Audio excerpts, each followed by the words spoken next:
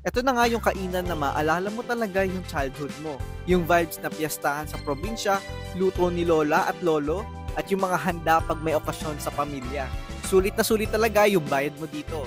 Tara na sa Ira's Restaurant. Located ito sa 528 NS Amoranto or formerly known as Retiro.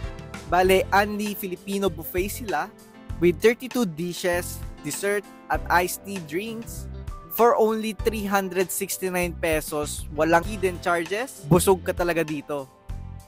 Kapag usapang Filipino food talaga, kare-kare lang talaga yung hinahanap ko. Kaya naman talaga panalo. Meron nga silang breakfast buffet ng 6 to 9 a.m. Regular buffet naman is yung 9:30 to 9 p.m. And continuous buffet ito. So kahit anong oras ka, pwede kang pumunta dahil refill lang ng refill dito. For weekdays, 369 pesos lang ito. Weekends and holidays naman ay 399 pesos.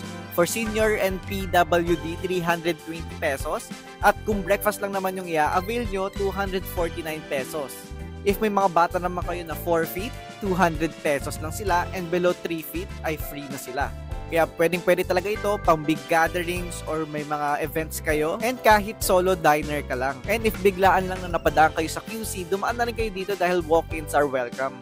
Ang payo ko lang talaga is dapat pumunta kayo dun sa mga time na medyo walang tao. Kasi unahan talaga at mabilis maubos yung mga foods. Kaya ako nakikipag-unahan talaga ako sa pila kapag gusto ko yung ulam na nilalabas nila.